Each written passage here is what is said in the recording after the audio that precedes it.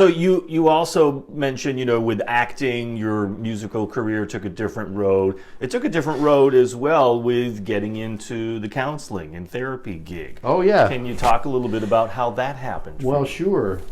By that time, I had moved out to Colorado. I did what commonly, I don't mind breaking my anonymity.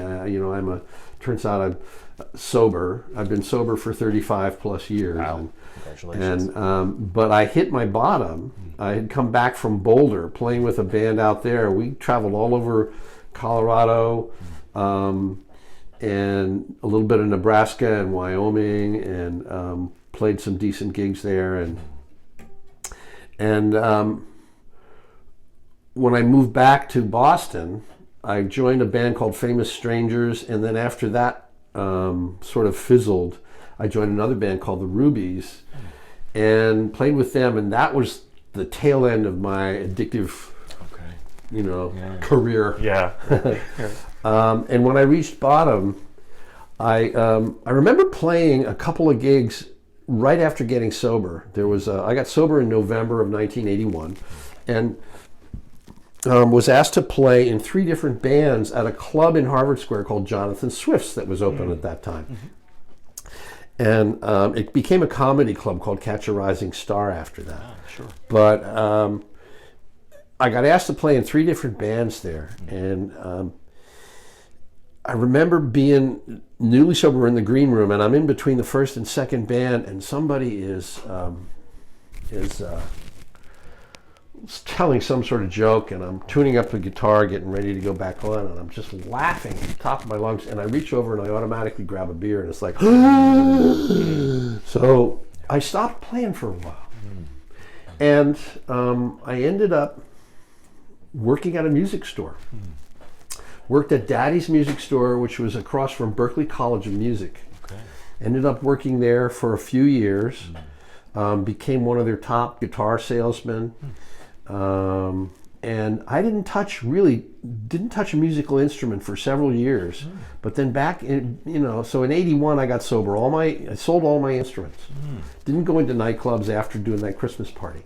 And then somewhere along the way, working for the music store again, because I sold cars for a while and just was not, I wasn't happy, but early sobriety is crazy anyway. You're just nuts. And so then I heard that this music store was going to open a branch in Boston, and so I just kept pestering them and saying, when do I start?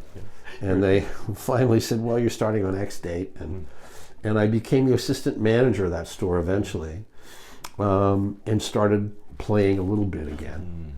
You needed a break, though, for your own health, for your own recovery. Oh, yeah. And to be out of the nightclub kind of environment. Yeah. And that was for a good 6 or 7 years. Yeah, wow. And then moved up to Maine after a second divorce in 1988, and worked in a pawn shop. And actually bought a guitar or two. They have those there, I heard. They have those there, yes.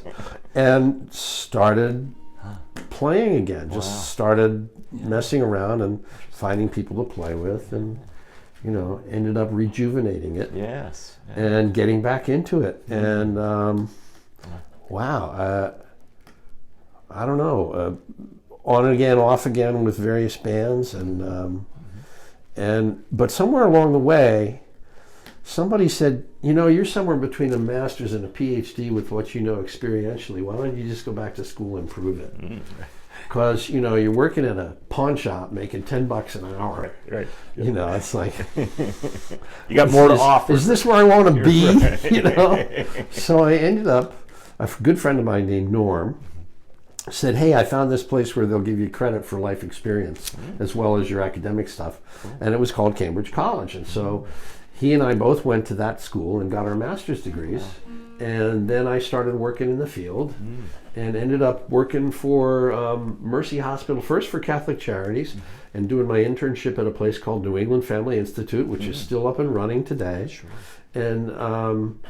And then went to work for Mercy Recovery Center and ended up working there just shy of 20 years when they finally closed their doors at the height of a heroin epidemic, which, Sure, hey, right, yeah. not the wisest decision maybe, Right, but it right. was what it was. That's right. But all along that, I just kept nurturing the music more and more and more and more.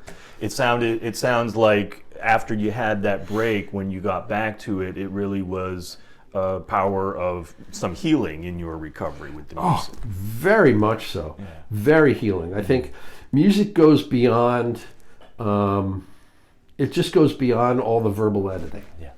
And that's what I like about it. I mean, I literally used a portion. I'm only going to do a portion, okay? Copyright stuff. Copyright stuff. Yeah. But there's a song off of Elton John's Tumbleweed Connection album, 1971. And it's called Love Song, and it was written by one of his backing vocalists. And the chorus runs a little like, love is the opening door, love is what we came here for. So, I mean, playing some of that stuff in actually working with people in therapy gets past the verbal editing.